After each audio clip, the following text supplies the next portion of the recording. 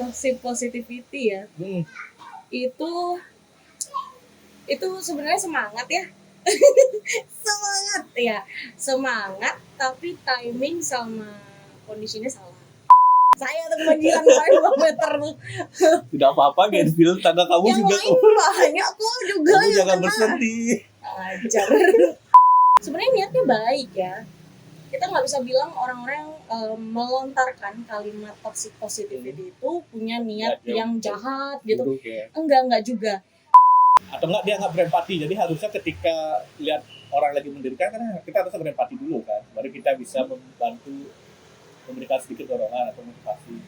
Tapi misalnya pernah nggak ngalamin sendiri lagi sedih-sedihnya malah digituin, dikasih wejangan-wejangan yang tidak seharusnya? Pernah. Itu gimana perasaan? Beberapa kali sama orang terdekat malah. Berarti kamu lebih kuat sih itu. Kamu terbentuk dengan apa ya? Dengan banyak hal seperti itu. Jadi kamu kayak wah lebih kuat. Toxic positivity. Enggak ya. Si anjing itu apresiasi, Cok.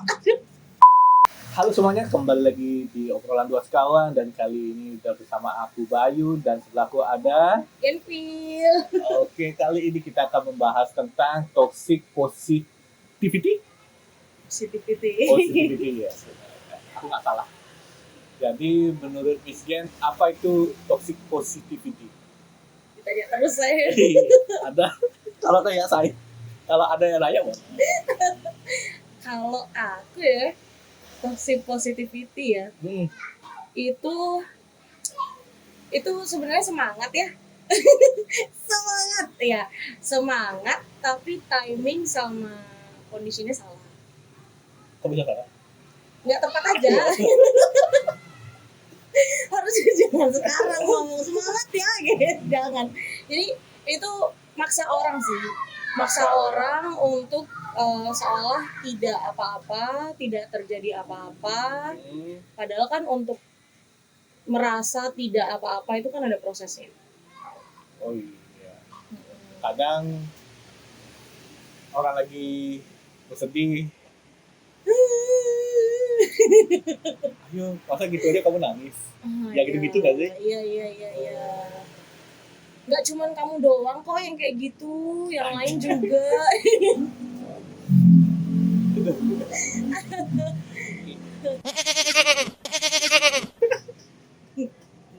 Saya tuh kebanjiran 5 meter tuh.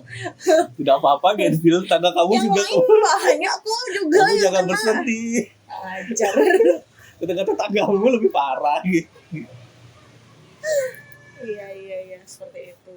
Berarti di satu sisi toxic positivity ini tidak memberi ruang untuk kita sebagai manusia yang bisa bersedih. Iya, meregulasi emosinya dianggap tidak valid gitu ya. Yang harusnya kan ada prosesnya itu tadi ya. Harusnya ada prosesnya orang dari lagi down terus habis itu untuk moving up itu kan ada prosesnya, ada gapnya. Nah, gap ini kan harus dihargai. Iya. Gap ini harus dihargai gitu. Tapi orang dengan kalimat-kalimat toxic positivity ini menganggap bahwa gap ini bisa langsung diloncatin gitu. Sebenarnya niatnya baik ya. Kita nggak bisa bilang orang-orang yang melontarkan kalimat toxic positivity itu punya niat yang jahat gitu. Enggak juga. Kadang memang manusia, terutama kalau misalnya kita curhatin sama teman kita lagi down gitu ya, kadang mereka itu langsung punya alarm gitu loh. Temen aku lagi nggak baik-baik aja. Jadi kita tuh harus cepet-cepet menghibur, harus cepet-cepet gimana caranya supaya dia baik-baik aja kayak gitu. Alarm ya? Gitu. Ada nggak? Mungkin Misian pernah ngalamin dalam suatu circle tuh ada orang yang suka banget untuk melakukan lagi memberikan kata-kata positif di momen-momen yang mungkin berapa. Banyak ya. ada pasti ada di setiap circle itu pasti ada. Karena itu tadi insting untuk menyelamatkan teman saya supaya dia tidak terpuruk gitu.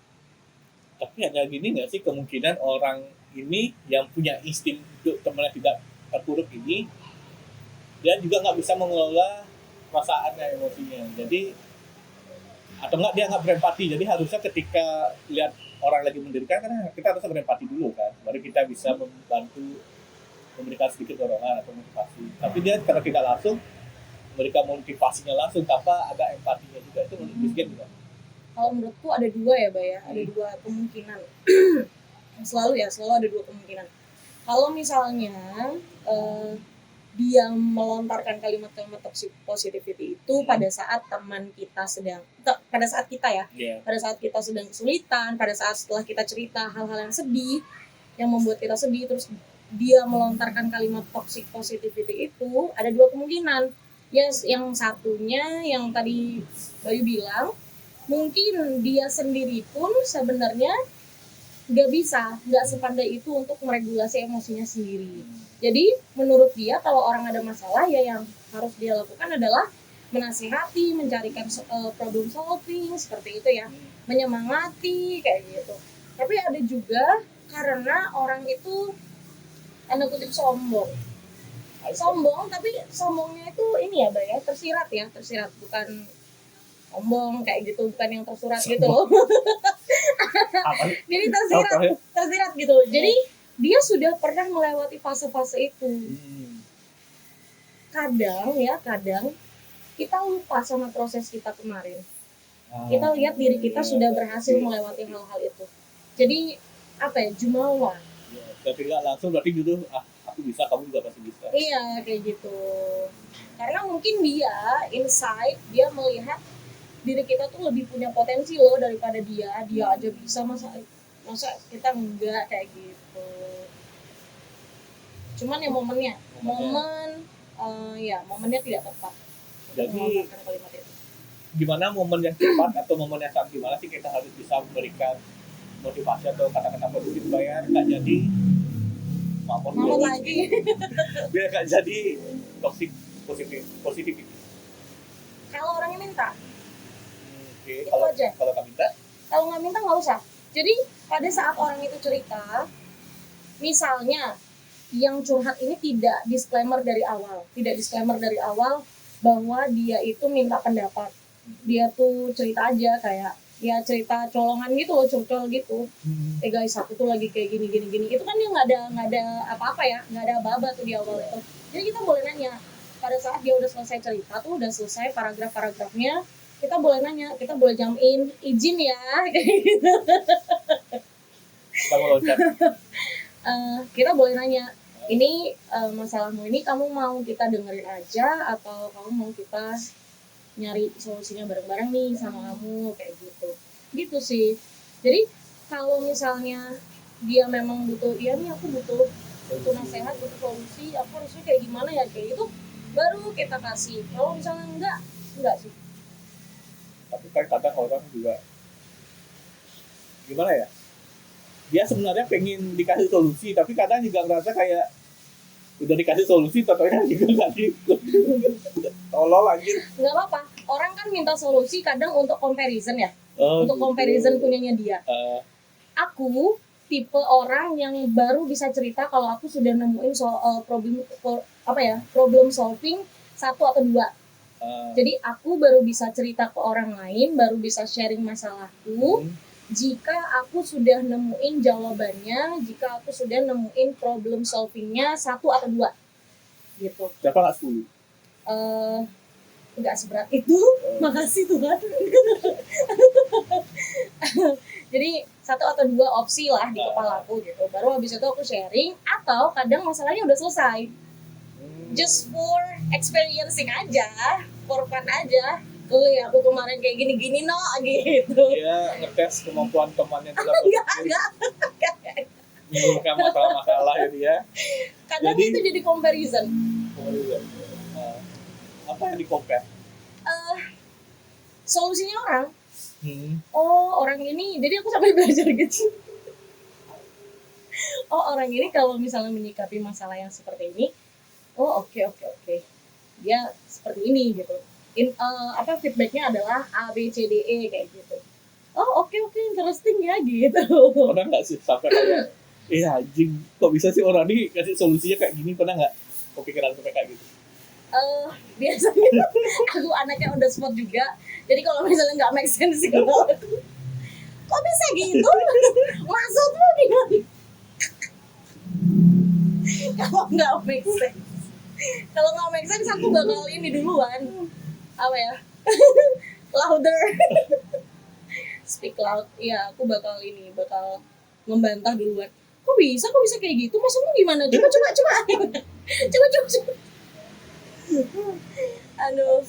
Tapi Rizky pernah nggak ngalamin sendiri lagi sedih-sedihnya malah digituin, dikasih wejangan-wejangan yang tidak seharusnya? Pernah. Itu gimana perasaan? Beberapa kali sama orang terdekat malah. Sama orang yang aku nggak expect kalau dia akan seperti itu. Pan. Udah nih. Males gitu. Enggak sama orang yang memang udah lama sama aku, cuman memang nggak terduga aja kalau orang ini ternyata seperti itu. Tapi ya dia adalah orang di opsi kedua yang tadi aku bilang. Orang bisa melontarkan toxic positivity ya memang karena dia kurang berempati aja sama momen-momen itu, belum pandai juga sama regulasi emosinya sendiri, atau dia sudah pengalaman banyak banget. Dia udah ngelewatin hal-hal yang memang aku akuin itu lebih gede. Kita nggak compare masalah orang ya. Orang kan punya problemnya masing-masing ya, punya kapasitasnya masing-masing. Tapi aku acungi jempol banget. Dia tetap memilih hidup sampai detik ini dan tetap berbuat baik gitu loh. Nggak usah suggesting, nggak usah guessing. Aku sudah mencoba menerima. Kamu lagi listing close friend aku ya? Kayaknya enggak. Yang ini ya. Jadi kayak gitu. Jadi kalimat yang paling sering itu adalah ya kamu kuat, Genfil, kamu harus kuat. Kamu bisa kok, biasanya juga kamu bisa. Aku tuh somehow ya, aku jadi jadi orang yang super duper sensitif kalau misalnya ada orang yang tiba-tiba bilang kamu kan biasanya kuat, biasanya kamu juga bisa kok. Bisa gila.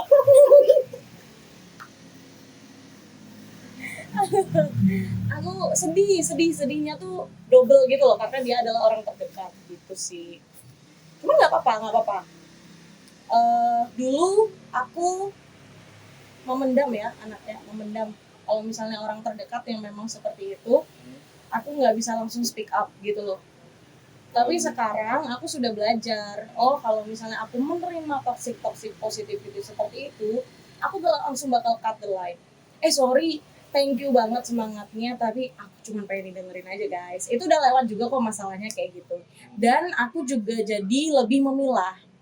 Karena yang tadi aku bilang baik, orang itu kapasitasnya beda-beda. Mungkin mereka melontarkan toxic positivity itu ya karena memang mereka lagi dealing something else mungkin di hidupnya mereka. Dealing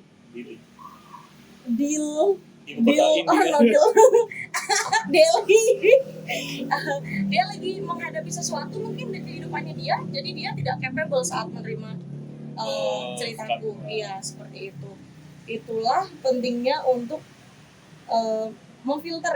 memfilter teman-teman yang bisa diajak ngobrol. Ini anak ini bisa diajak ngobrol perihal apa ya gitu, karena nggak semua orang bisa diajak ngobrol perihal kerjaan, nggak semua orang bisa diajak ngobrol perihal magisterku ini, nggak semua orang bisa diajak ngobrol tentang itu kan. Tiba-tiba bapak parkir, Pak tahu nggak saya itu kan enggak loh, nggak gitu. Itu pentingnya kita milih orang-orang terdekat kita, siapa yang kapasitasnya sekiranya cocok untuk ngobrolin topik ini kayak gitu sih. Ya, kalau misalkan nggak cocok, yang ada malah menjadi toxic positivity atau malah jadi adu beban hidup jadi. Padahal kita tahu deep down kita sudah lama sama orang ini ya, misalnya kita sudah lama sama dia, kita berteman sama dia sejauh ini adalah isinya joyful, isinya happy. Cuman karena dia melontarkan toxic positivity itu, kita jadi orang yang berasumsi serba negatif sama anak ini. Kan sayang sekali ya, sayang sekali kenangan-kenangannya itu, sayang sekali momen-momen manisnya itu. Jadi aku lebih memilih untuk oh iya, kapasitasnya anak ini adalah Ini. ya di sini gitu, segini gitu. Maka aku akan memberikan dia juga segini gitu.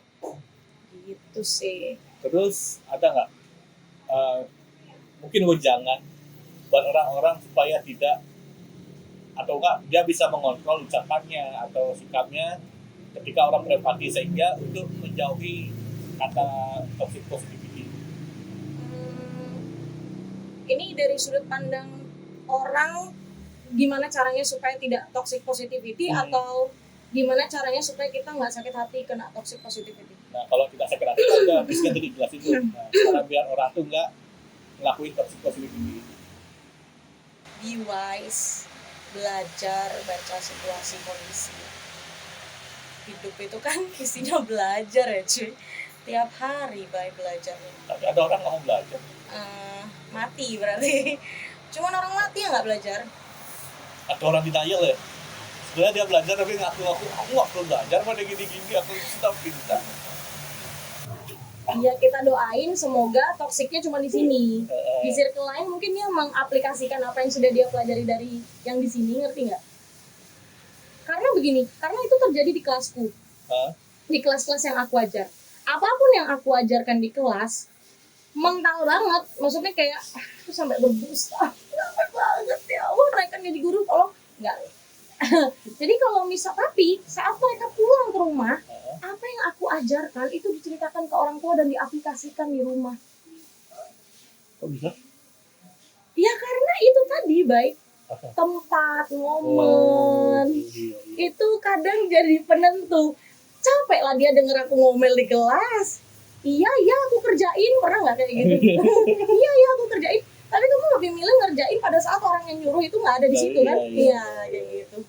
Itu sih. Tapi kadang iya kayak misalkan kita mau beres-beres kamar, terus tiba-tiba ibu kita beresin kamarnya gitu, terus nggak jadi, udah tidur ya.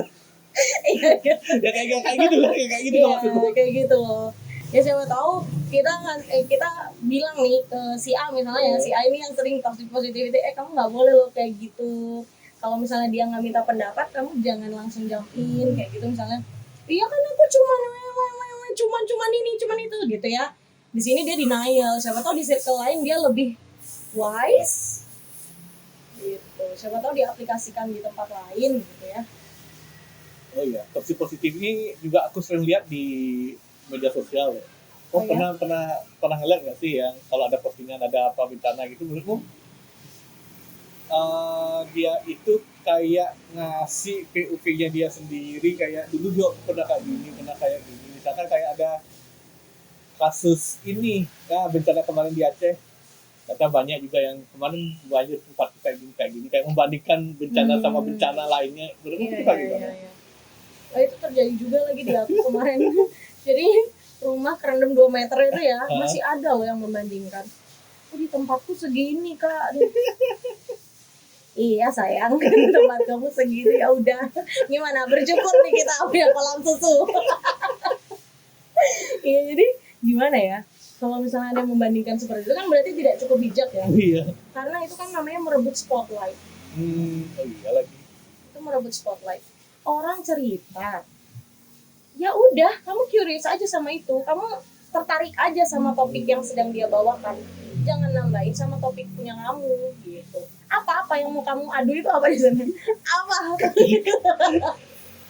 Tingkat kerusakan, tingkat kerugian. Ya ampun, semua itu udah ada porsinya masing-masing ya. Ada yang mau tambahin mungkin sebelum kita tutup? Tutup apa nih kita? Tutup aurat. Kalau Bayu pernah nggak? Kalau Bayu gimana? Misal ya, nih aku balik nanyain. Biasanya kan aku doang ditanyain. Menurutku Bayu kan lebih punya banyak banget teman.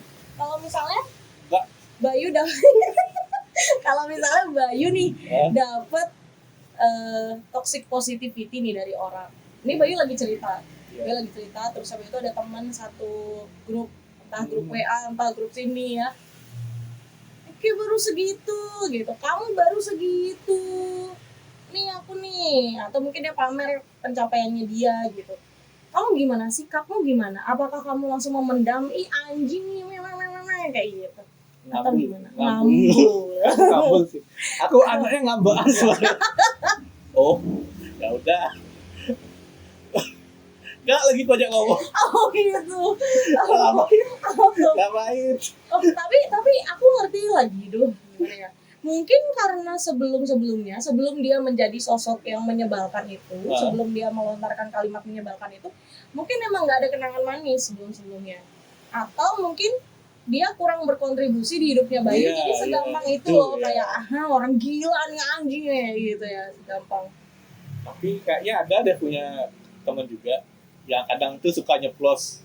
Tapi karena aku udah tahu kebiasaannya dia yang itu, jadi udah kompromisasi. Udah nggak tak pikirin lagi dia mau ngomong apa. Jadi aku tahu dia mau kayak gini ya udah. Iya, oke. Berkompromi. Iya. Jadi salah satu cara berkompromi mungkin. Iya, berkompromi. Tali komprominya dipanjangin.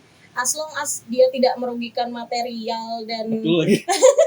Selama dia nggak pinjam duit ke saya atau dia minta duit ke saya sih, atau nggak pakai bid saya buat handstand sih, terserah dia mau ngomong apa. Iya, karena sebenarnya itu tidak affect too much ya. Iya, tapi kadang walaupun nyesek ya, karena aku digini tapi ya. Berarti you are stronger gitu sih. Apa? Berarti kamu lebih kuat sih itu. Kamu terbentuk dengan apa ya? Dengan banyak hal seperti itu. Jadi kamu kayak wah lebih kuat.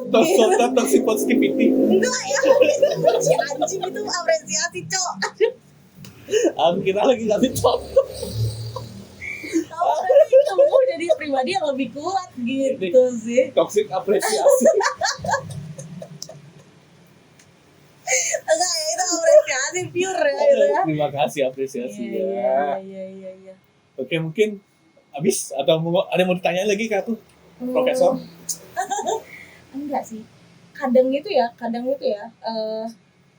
orang-orang yang terlalu denial juga sama positivisme orang lain, sama kayak misalnya wejangan orang lain ya. Kadang kan kita terlalu denial kayak aku nggak mau diginiin kok, kamu nasihatin aku kayak gitu misalnya. Kadang itu tuh kayak tombol skipnya dia atas opini orang lain supaya dia tetap bisa mengeluh gitu.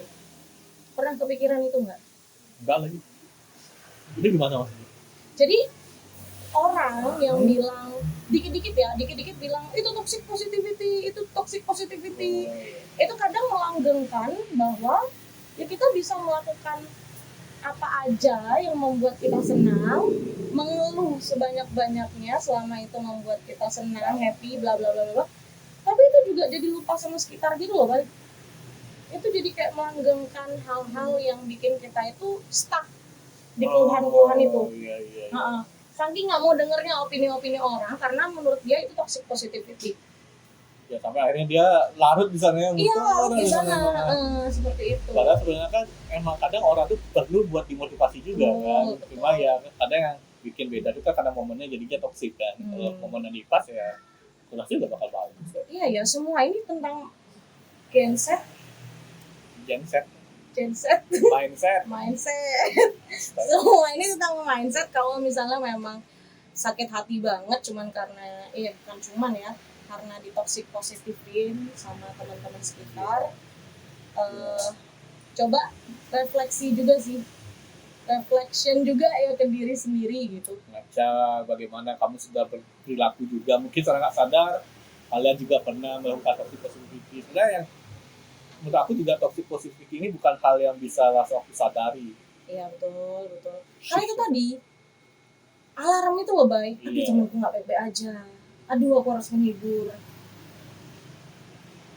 Kita tuh terbiasa sama mode fixing. Harus fixing semuanya. Kayak gitu loh, Bay. I can fix something. Oh, itu kind of bullshit. One of a kind bullshit. Ya itu sih.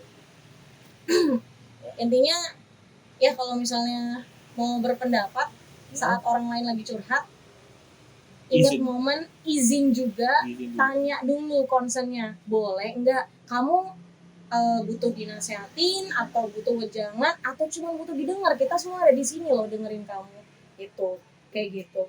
And then yang curhat juga harus tahu diri, anjay, jangan sampai jam 4 pagi curhat sama orang. Oh, itu bukan teman saya, itu teman orang lain. Itu teman saya. Teman saya nggak ada yang kayak gitu. Teman saya baik-baik.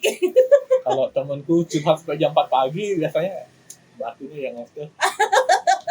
Ngapain kan foto batu? Kan cuma belum didengar. Batu ini nggak bisa mendengar ceritamu, nggak usah aku. Kalau sama aku perlunya nasihat baru kita kasih. Kalau cuma mau didengar kok. Ya aja, ajak ngobrol dari jam 7 sore sampai jam 4 pagi. Masalah. Mau sampai jam 7 pagi besok juga nggak masalah. Iya. Dari 2:30 sampai 6:30 juga Nggak masalah.